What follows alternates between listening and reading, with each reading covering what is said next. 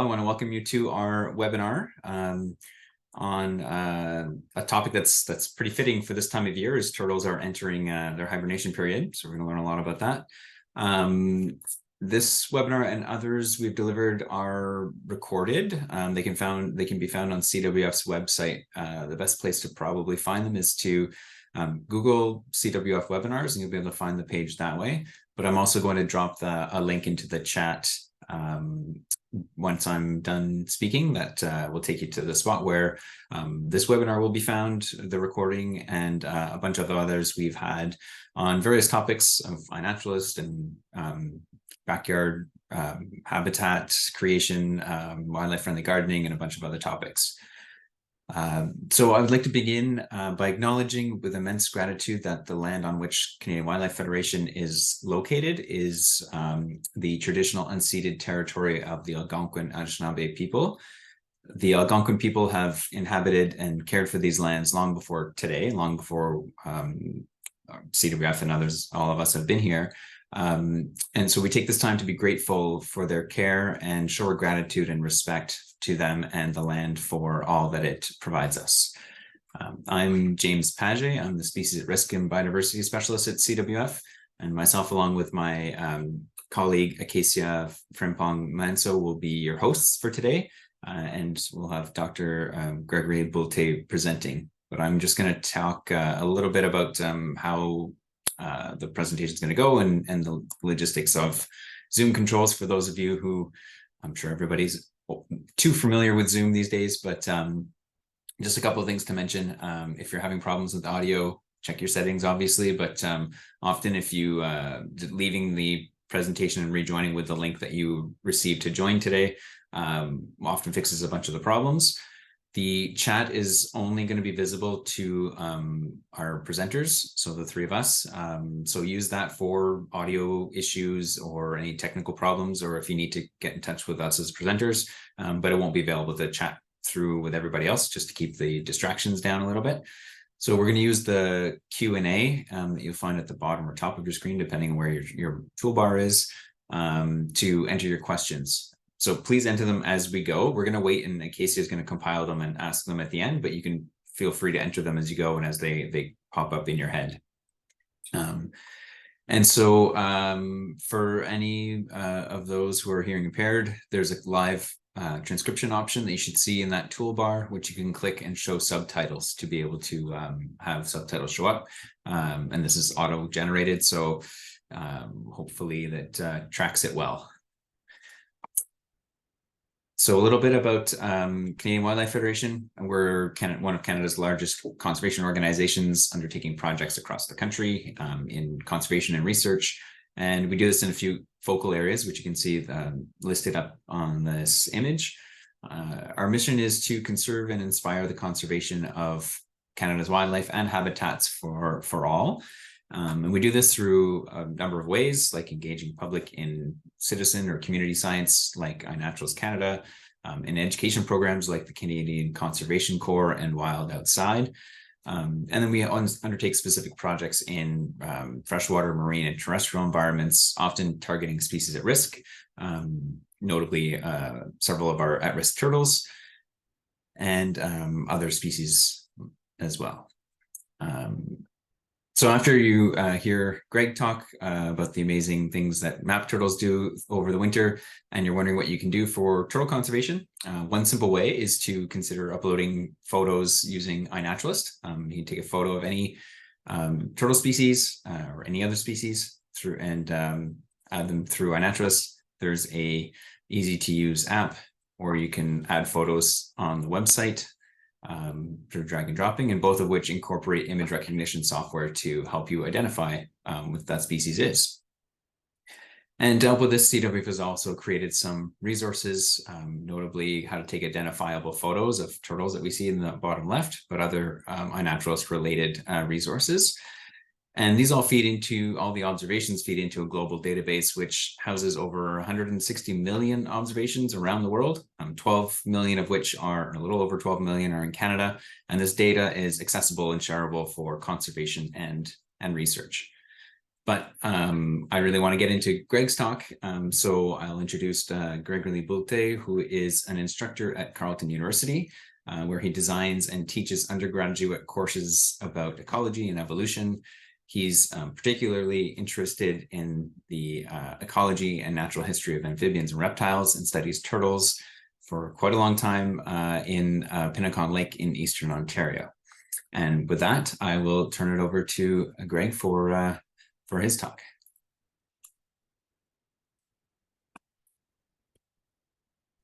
Thank you, James. I'm really happy to be here. I see there's a lot of people. I'm I'm very intimidated by seeing all the numbers climbing up there. Let me just share my screen. There you go. Can you all see this? Yep, we can see it perfectly, right. Greg. Thank you, Acacia. So as James mentioned, I'm studying turtles, more specifically map turtles. I've worked on different species and other species of amphibian and reptiles, but for the last 20 years, I've been involved a lot with studying a population of northern map turtles in Opinicon Lake, which is along the Rideau Canal between Ottawa and Kingston. And so I'm going to talk today a little bit about some of the work we've done that relates to trying to understand what turtles do when they are under the surface. And I need to say something here. There's a typo in the title. That's not the Canadian Wildlife Federation's fault. It's my fault. So we're taking a peek under the surface. We're not looking at a mountain peak under the surface. Yeah, I've corrected it, and that was my own mistake, not theirs. So if for those of you who don't know map turtles, it's one of the 8 species of turtles that we have in Ontario. They're related to painted turtles in the same family, and they're really a big water species. So they like to hang out in big lakes and rivers. So you don't tend to find them in little ponds, but you'll find them in big rivers and big lakes in the Great Lakes system, and some of the big rivers are connected to it. And the names come from the marking on their carapace. So the carapace is the back of the shell, and there's networks of reticulated little lines on there. And that gives sort of the impression maybe of a topo map. And so that's where the name map turtle come from. And this is actually a quote from the original description of the species by Charles Saussure in 1917 in the drawing that goes with it. So I include a range map here. So it's really a turtle that is distributed in central North America, and it dips a little bit into Ontario and Quebec here. But you can see on this image the pattern on the shell. But I included here because I think it's kind of funny. I think maybe they only had the shell when they did the description of the species, because the head and the rest of the body, especially the tail, is quite wacky. It really doesn't quite look like the actual species, but the shell is quite accurate. So this is the original drawing of a map turtle from the paper describing a species from 1817. And it is, if you're from this part of the world, you might see map turtles basking if you live close to water or have access to a larger lake and river. They're a fairly conspicuous species because they love basking. So they tend to spend a lot of time basking on rocks and log, which makes them quite conspicuous. So if you're familiar with them, that's probably how you've seen them. Now, one interesting thing about this species is that females are huge compared to males. We're going to come back to that in a little bit. But this is a big female here basking, an adult females. And these two little ones here, they're not baby turtles. They're actually fully adult males. And they won't get much bigger than that. So there's a big difference in size between the males and females, which is actually pretty characteristic of that group of turtles. Now, they love basking. They often bask in large groups. They're very gregarious. So this is another shot of them basking in Opinicon Lake. They love to hang out in big groups. And you may also be familiar with them if you've seen them nesting along roadside during the nesting season, which in this area is around the end of May till about mid to late June. So they'll climb on shore and lay their eggs in the soil along roads. And so most of us are familiar with them as being either basking or laying their eggs along roads. However, a lot of their life is actually underwater. They're very aquatic turtles. So a lot of what these turtles needs to do to grow and reproduce and pass their genes to the next generation actually happens under the water. And that becomes a little bit trickier to study because you need to be able to find ways to get down there with them or send apparatus that can measure what they're doing down there. So I'm going to talk a little bit about their underwater life in this little talk. So as James mentioned, I've been working on them for a little bit. So this is the place where I've been studying them. So Ottawa is around here in the top corner of the map. Here we have Lake Ontario. And sort of along the way here, we have the Rideau Canal going between Ottawa and Kingston, which is a network of lakes connected by artificial canals. And Opinicon Lake is part of the Rideau Canal system. And it is where the land base for the Queen's University Biological Station, which is a magnificent field station that had been around for quite a while, where a lot of research on various wildlife species have been conducted over many decades. So since 2003, we've been studying northern map turtles there, and we've done a lot of things. But the backbones of that research has been a mark recapture study. So every year we get into the water, we try to catch as many map turtles as we can snorkeling. We bring them back and measure them. This is one of my friends, Nick Kearns, who's helping with the research here, measuring female map turtles. We also mark them. And then, of course, we let them go after. So they only stay with us for about half a day or a day, and then we let them go exactly where we got them. And that allows us to keep track of the population size over time. We monitor things such as boat injuries on these turtles. We can look at growth rates. So this is really the sort of information that allows to get us some baseline data on how those turtles are doing. But on top of that, we've been doing all kinds of other things that allowed us to understand a little bit better what they do when they're not in sight. So for instance, we've attached devices on them, such as this little device here. This is a accelerometer. It's essentially a Fitbit for turtle or for wildlife. It measures the activity of the turtle, also measures its temperature and its depth. And on top of it, there's also a tracking device that allows us to follow the turtles around. So by putting things like that, we can know where the turtles are, how much they're active, what temperature they're at, and then we can start describing their patterns of activity. So we've done that, for instance, to study what they're doing in the winter, which I'm going to talk a little bit about. We follow them around as well. So we use a radio transmitter to follow their movement in the lake. So this is it's actually my wife, Sandra, tracking a turtle that we were trying to recapture to get a transmitter off of her. And so we can map where they hang out in the lake and track their movement using these tools. We've also looked at them under the ice using various devices. So we have a underwater drone that we've sent under the ice to see what they're doing. So here is me cutting a hole in the ice, and then I send a little machine here, which is basically a little remote control submarine, which allows us to take a peek under the surface of the ice. We've even created 3D printed turtles. Those are fake map turtles that we've created, that we've put in the lake with cameras associated with them. And we then can record how wild turtles are interacting with these fake turtles and try to learn some things about their social life and their mate choice and how do they have certain preferences for certain types of mates and so on. So I'm going to talk a little bit about that as well. So one of the first thing we've learned when we started tracking turtles around in the early 2000s is that they have a seasonal migration. So here's a map of the lake. So this is a map of Lake Opinicon, it's just the outline, and in green we have the various islands on the lake. And the red blob indicates where turtles are in the lake in the month of July.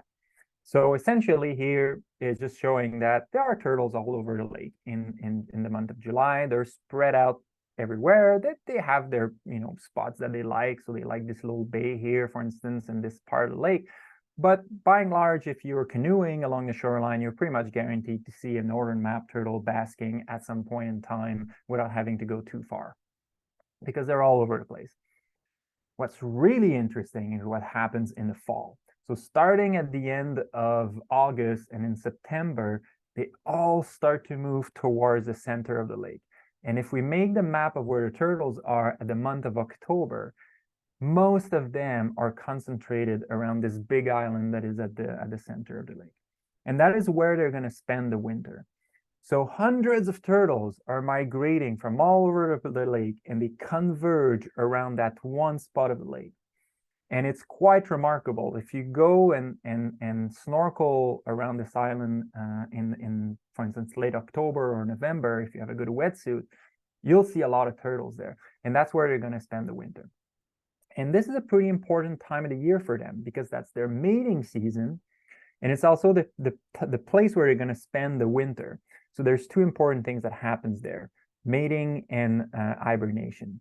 And all of that happens underwater. So we've been trying to find ways to look under the surface of the water and under the ice to understand what's going on when turtles are all at that spot.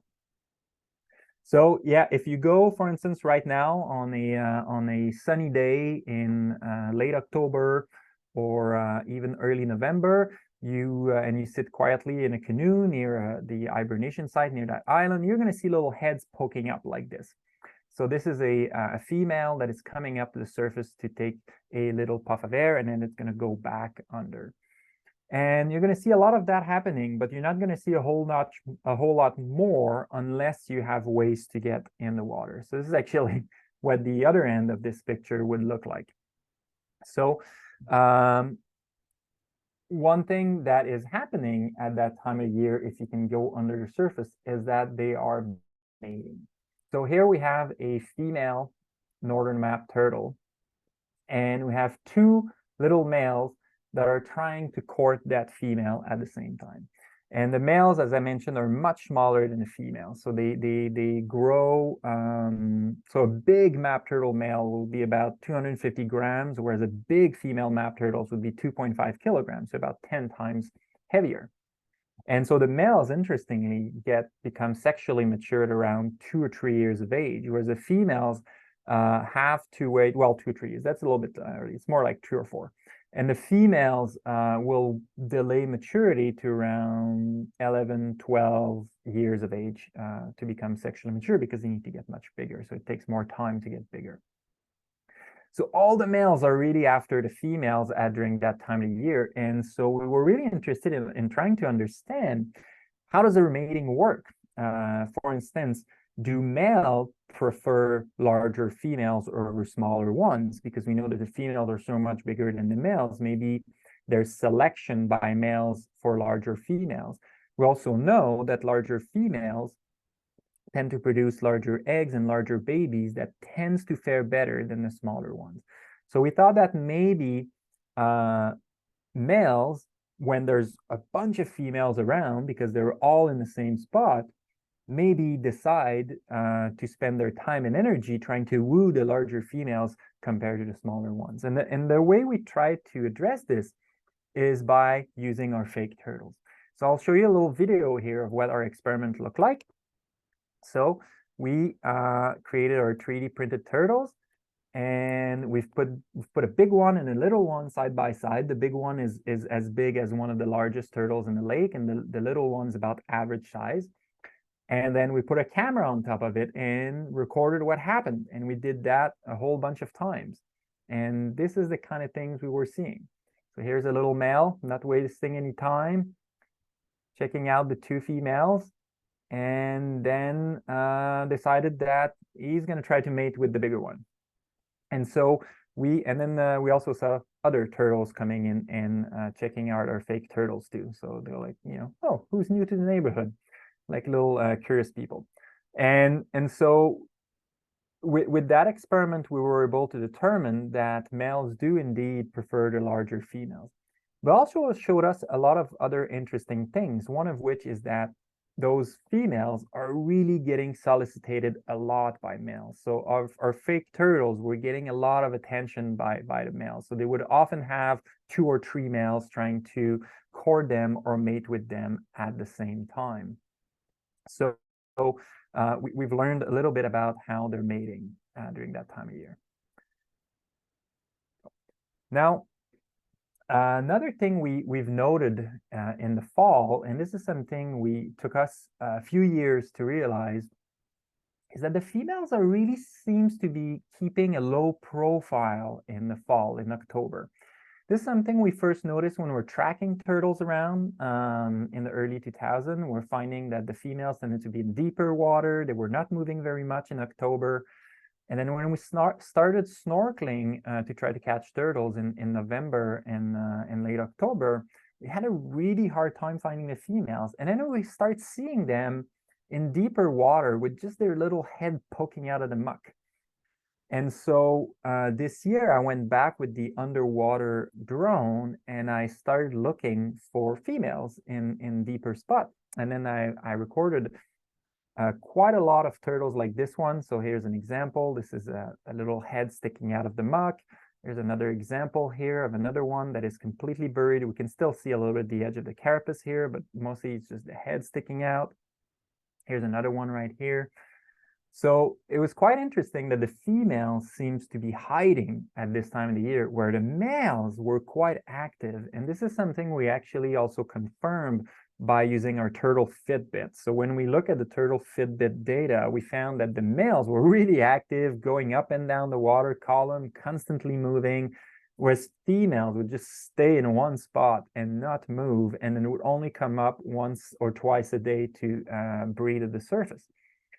And so we started wondering, why are these females hiding? Well, we're not quite sure yet, but maybe they're actually hiding from males. Because imagine all these females are stuck at the place where they need to spend the winter. And we think they go there because this is the only good spot for them to spend the winter that has enough oxygen in the water during the winter. So they go there to spend the winter, and then they're stuck with all these males that only have one thing in mind, is try to mate. And so once the females have mated with a couple males, they might not be interested in mating anymore. So then they might go hiding. And there's another line of evidence that supports that maybe females are hiding from males, is that the males are actually biting the females during the mating season. So this is something we were able to capture when we were using our fake turtles. I have a little video here to show you. Here's a male underwater looking for females. We can tell it's a male because it has a very long tail. So in this video, when I'm going to play it, you're going to see that this is something that we captured while recording the fake turtle, but it's actually a real female right here. And there's a little male trying to mate with a female. And then the male will actually go around and bite the foot of the female. And it's something we've seen on a few instances. And this is probably the best example we have of it, but it seems to happen fairly regularly. Here we go.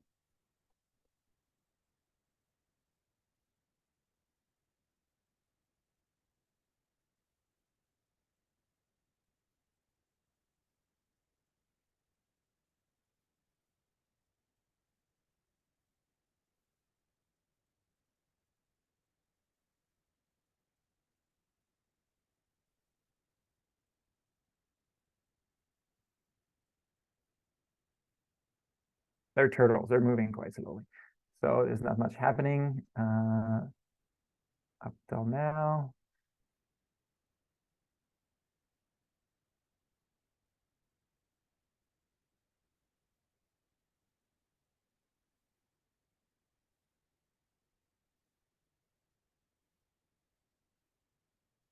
There you go. So, and clearly that was not very pleasant for the female. You can see that the female really reacted to this, and we can tell it's a bite because the male was dragging along the way. So we've seen a few instances of male biting the limbs of females like this, or males actually trying to bite our fake turtles as well. It was usually when they were trying to mate with them, and then would eventually, if the fake turtles were never receptive, then the males would turn around and try to bite their necks or limbs. And so that suggests that these females are experiencing a bit of harassment from the males before hibernation, and could explain why they seem to be hiding during this time of year. Now, one thing that's quite interesting, though, is that although they are buried in the fall, as soon as the ice is going to cover the lake, they're actually going to get out of there. So map turtles cannot spend the winter buried in the muck because there's no oxygen in the muck, and then they need the oxygen from the water during hibernation. So once the lake once the ice on the lake forms, so here's our lake in the fall, in November, and this is taking a picture every day. Then in December, we have the lake covered in ice, and now our turtles are actually trapped under there. They can no longer go to the surface, and they start functioning essentially like a completely aquatic animal. So they cannot, they need to get oxygen from the water directly, a little bit like a fish would do with their gills, except turtles don't have gills, but they do have skin through which they can absorb oxygen. So during the winter, they start getting oxygen through the water directly through their skin. So once the ice is formed, they actually move, they move to shallow areas. So this is a lake in the winter. They move to shallow areas, and then they expose themselves. So this is actually a map turtles in hibernation. This is a video we were able to take under the ice a couple of years ago. It's sped up a little bit, so it looks like the turtle's moving pretty fast, but it's actually, I think, sped up 20 times. But you can see it is fully exposed, and it's resting just under the surface of the ice. This is about 1.5 meters under the surface of the ice. So they move from around 3 to 4 meters to right under the surface of the ice, and they're completely exposed. And we think it's because that's where the oxygen is in the winter, and that's where that's what they need to survive the entire winter. By the way, map turtles are considered anoxia intolerant. That means that it can only tolerate around 45 days without oxygen in the winter. So when water is really cold, they will survive without oxygen in the water for about 45 days, which is really impressive. But the winter is much longer than 45 days. So we're talking about 3 to 4 months, even in some years, 5 months of ice on the lake. So they need to get oxygen from the water. So that's why we think they all aggregate around that island, because that's a good spot to get oxygen in the winter. So all the turtles come back to that spot. Now, species like painted turtles and snapping turtles, they can get away without oxygen in the winter. So they can bury themselves in the muck and spend the entire winter without oxygen and have all kinds of cool physiological adaptation to survive the winter. But map turtles, they can't. So they have to be completely exposed, and we're going to see that that can create a bit of problems for them. So here's an interesting quote from 1916, from a paper from 1916 from Everman and Clark. The map turtle does not hibernate, but many, if not all of them, keep walking about on the bottom of the lake where they can be seen through the ice whenever it's clear. So one thing that naturalists have noted is that map turtles are actually fairly active in the winter, but it had really never been measured how active they were. So a few years ago, a grad student, Jessica Robichaud, being co-supervised by Stephen Cook and myself and Heath McMillan, put these turtles Fitbits on overwintering map turtles and documented their activity throughout the winter. So that was super cool. We showed that they were active all winter, and there was no differences in activity between male and females. But I'm going to spare you all the complicated graphs. I'm going to instead show you a video so you can see, when we say that they're active, how active it is. So last year, I've put a underwater camera under the ice that was programmed to take 1 picture a day for the duration of the winter. There was some technical issues, so we only took pictures during November and February, but it's still enough to give us a pretty good idea of how active these turtles are. So let me play the little clip here. So now we're in November, so it's choppy because it's one picture a day played as a video. So not much going on in November. Now in February, when the ice is there, all the turtles show up, and then they're constantly moving. They're moving every day around. They don't cover great distances, but they're constantly moving. Now we don't know exactly why they're doing that in the winter. One reason we think they might be moving is because if you're immobile and you're consuming oxygen through your skin, you might deplete oxygen in your immediate surrounding. So by moving around, it might be a way to just always replenish the water in direct contact with their skin, always making sure there's enough oxygen around themselves. But at this point, it's really just speculation. We don't know for sure. But we do know that they're extremely active in the winter, which is quite interesting in itself. So we often think of these turtles of just sitting at the bottom doing nothing, but in fact, it doesn't seem to be the case. Now, another interesting thing that we noted during that project using a different camera that was recording videos is that turtles are moving their throat quite a lot underwater. So I'll play this video again. This one is sped up about 20 times, I believe, 8 times.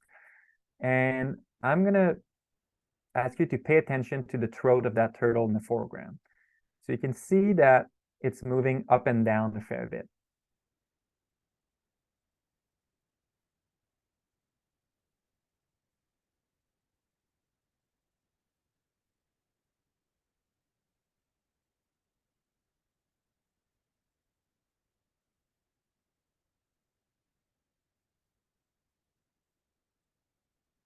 Um, so we think, I think, I'm not going to include everyone else in that statement, but I'm wondering if they actually might have a gas exchange organ located in their throat, which is something that is pretty common in some species of turtles. And actually, probably the best examples of that are soft-shell turtles. So soft-shell turtles actually have what is similar to gills inside their mouth.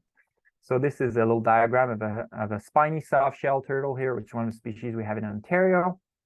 And this picture is actually from a relative of the spiny soft-shell turtles that lives in Asia.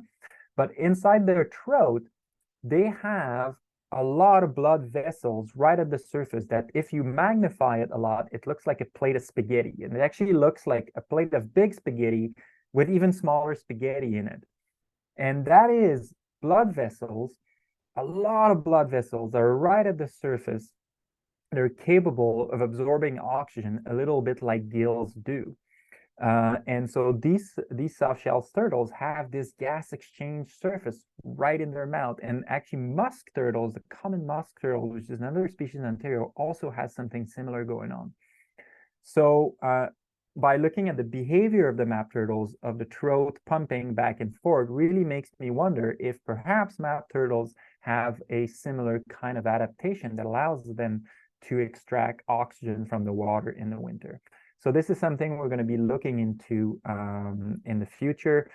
We got our hands on some roadkill map turtles, unfortunately, but we're going to do some dissections and try to figure out if they do indeed have that kind of hardware in their mouth that allows them to extract oxygen from the water in the winter.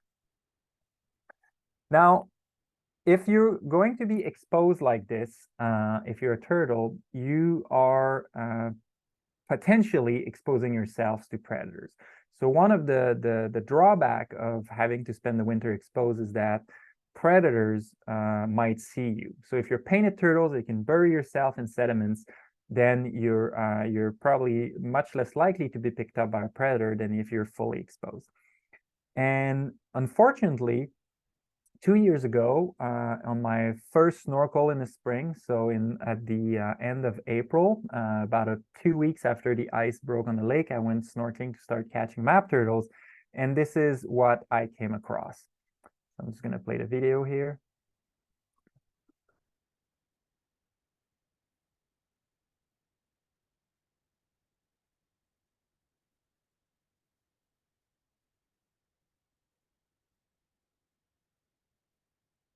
So unfortunately, these are dead map turtles. Heaps of them just sitting at the bottom.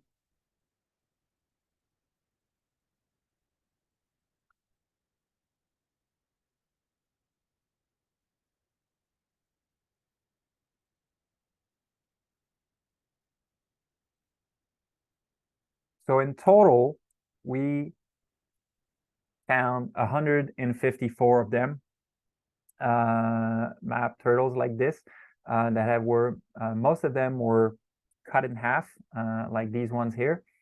And so this is the work of probably a river otter. And river otter are well known to prey on turtles in the winter. It's not their main prey items. They probably much prefer fish. They're easier to get, and well, maybe not easier to get, but they're more abundant in the winter. But if they come across some turtles, they will definitely take them.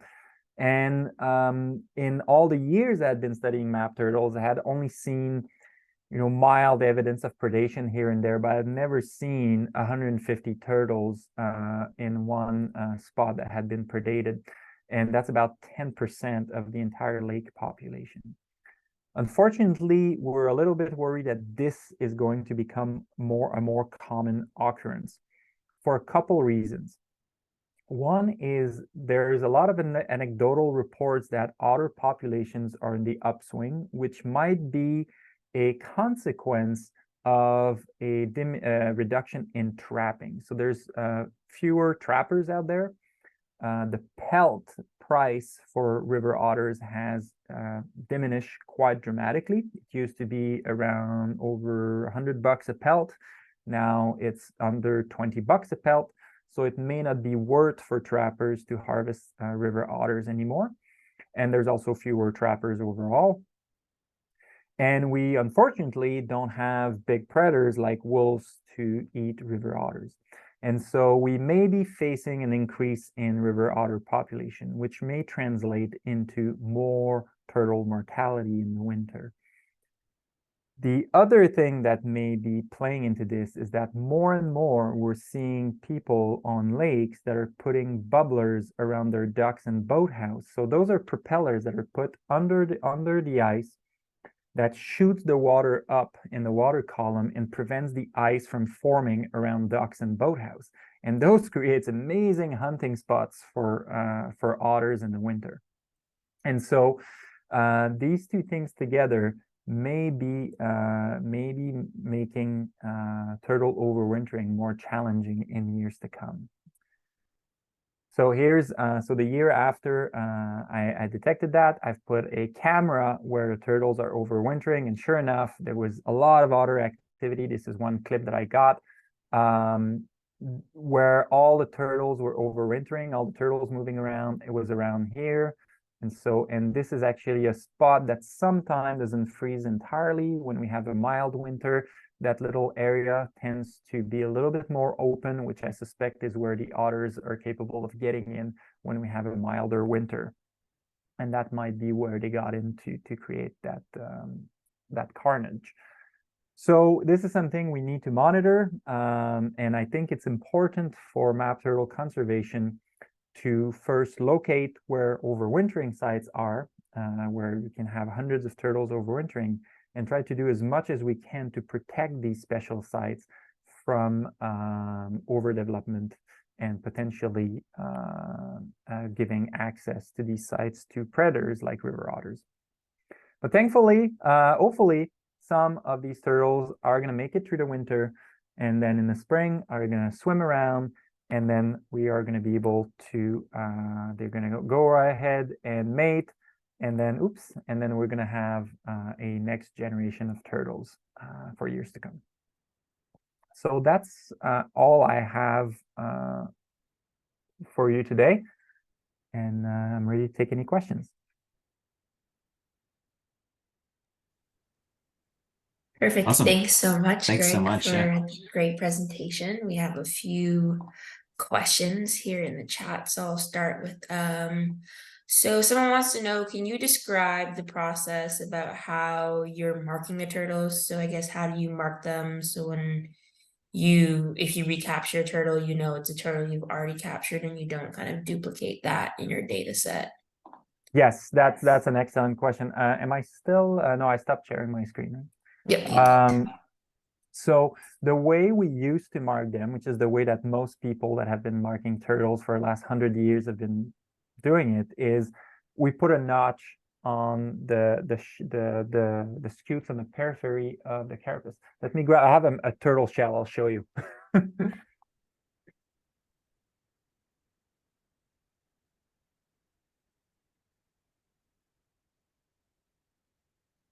So this is a shell of a map turtle, and actually this one has holes. So these are the marginal scutes on the periphery of the carapace, and we either put a notch or holes in them using a tiny drill or just a file, and that doesn't really hurt the turtle. That's mostly it's actually a little bit of bone, but it's not very innervated, and that will last the lifetime of the turtle. So we can mark individuals like this. So each turtle would have their unique combination of notches, and that's how we recognize them over time.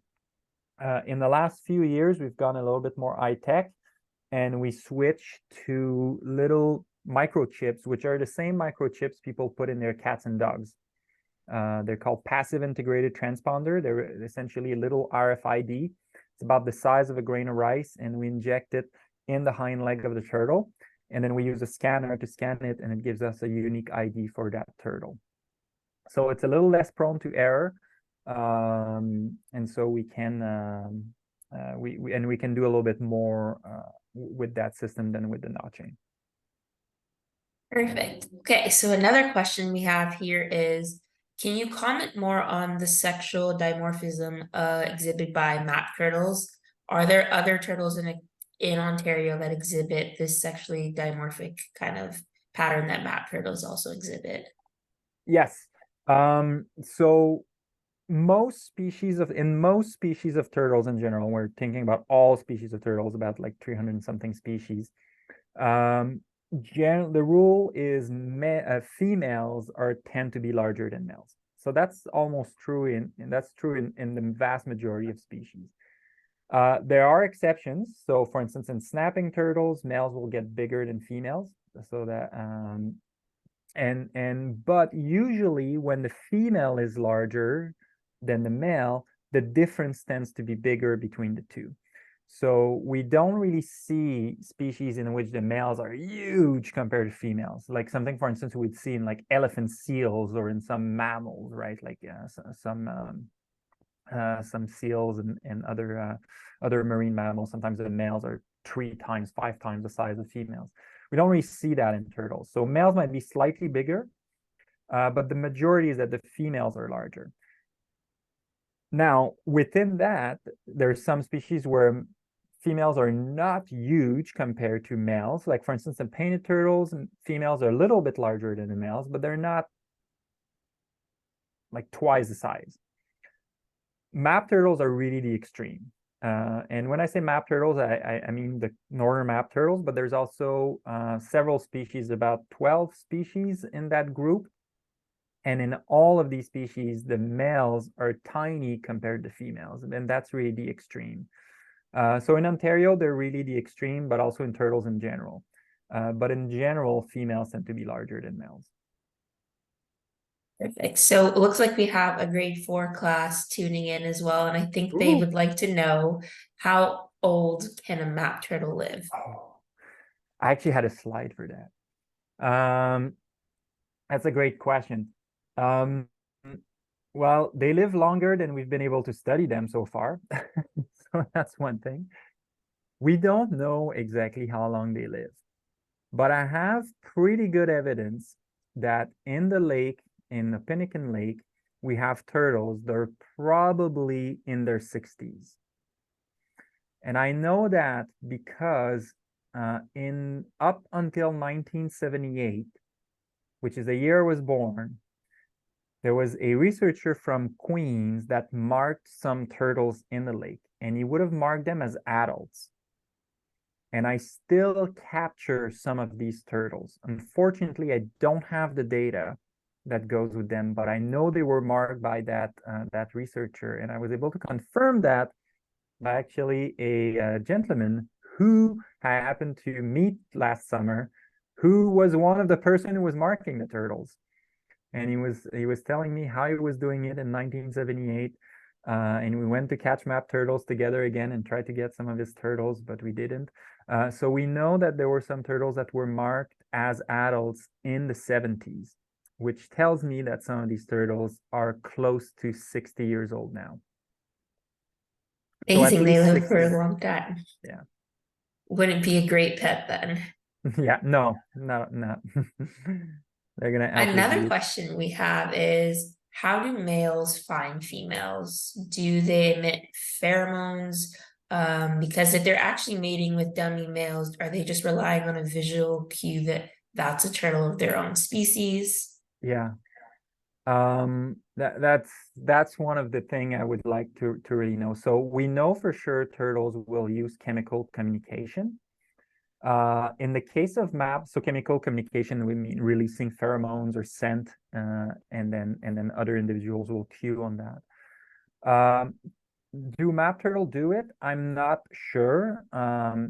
One thing we know for sure is that visual cue seems to be quite important because, as you said, if you put a fake turtle, they'll recognize it and try to court it and mate with it.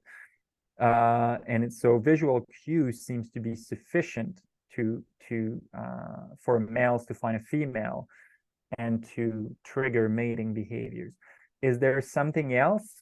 It's hard to know. I've tried to do experiments with sponges and various ways to send like turtle water along with the models, and it really didn't seem to make a difference for map turtles.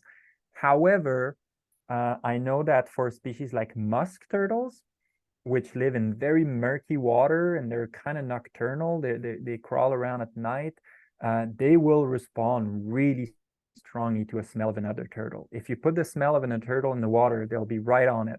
Like they'll come and smell it, a little bit like a dog would. And so it could be important in other species. I don't know how important it is in map turtles.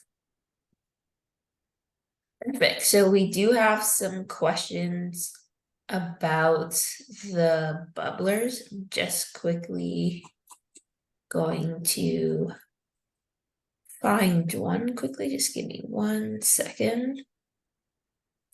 So could you describe the bubblers that people are using that is making it easier for otters to hunt again? Is there a particular brand? Is anybody researching, I guess, more about like the impact these bubblers are having on map turtles? I don't know of any, I don't know the brands in particular. I think there's a lot of them. I've seen them in dock stores, these kinds of places. It's essentially just a propeller that you put at the bottom that shoots water up and then prevents, it agitates the surface of the water and it prevents water from forming, ice from forming. So it essentially creates a river where you have a lake, like a little localized river where water is moving. Has there been any research on their impact? I don't think so. This is a relatively new thing. I think they've been used maybe commercially for a very long time, but I don't think it's, I think their residential use is relatively new. It's something that we've noticed in Lake Opinicon in the last few years, maybe 5 years. They've really started to become more and more popular. I think it's maybe in part from dock installer recommend them, maybe that's where we think maybe is going on. So there's not much research on them at all, and there's really a need there to look at their impact on turtles, but other wildlife, and also on the water. You know, agitating the sediments. What are the consequences of that, especially if you have contaminants in sediments? So I think there's a lot of room there for studying this aspect. Some of them are also used to clear plants in the summer. So it's a similar system. So people have started using them in shallow bays where you tend to have a lot of aquatic vegetation. So people put them, and then it blows the sediments around, and then it prevents plants from attaching to the bottom. Yeah, and are you aware of any alternatives to maybe for somebody who wants to use something different? If they were to use a bubbler, they want the same kind of function as a bubbler, but maybe not want to draw otters to the area to impact the map turtle population on their lake. Yeah. No, that's a short. I'm not aware of alternatives. I do know that, just looking at people's behavior, that some people put them in in areas that probably will not have make much of a difference. I can see maybe in flowing, where you have like flow, and you might have like danger of ice eating docks, like in a flowing environment. On a lake, I'm not sure how much they actually help protect docks against ice. I think there should be research to see if they actually make any difference. Compare people that have them to people that don't. I think that would be the best place to start. Perfect. So another person, Sarah, would like to know, why is the island in the middle of the lake less hypoxic than the shore of the lake? Is there a difference kind of there?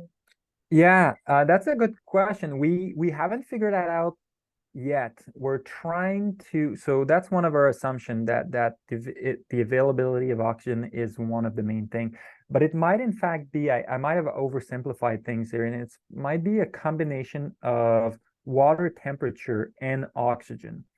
So in that, and around that island, you have a nice slopey rock slope, which allows turtle to come close to the surface, which is where the water is going to be cold. So these turtles, it's amazing. Their temperature in the winter is around 1 degree. So and some of them are between 1 and 0. They're just hovering under the freezing point. And we think that does two things for them. Well, that's a water where you can have the most oxygen, because the colder the water is, the more oxygen can keep. And then it reduces their metabolism. And the higher their metabolism is, the more oxygen they need. So by being cold, they depress their metabolism and can consume less oxygen. So why is that spot different? It might be because of that slope that allows them to climb just under the surface of the ice. So that's one hypothesis.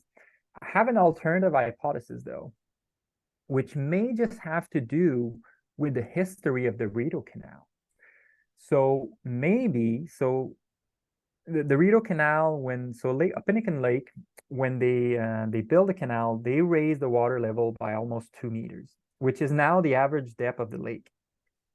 And so maybe before they built the Rideau Canal around 200 years ago, there was only one spot where map turtles could be, and that was the spot. And what we're seeing is that these turtles just keep going back to that spot, because historically that was the spot.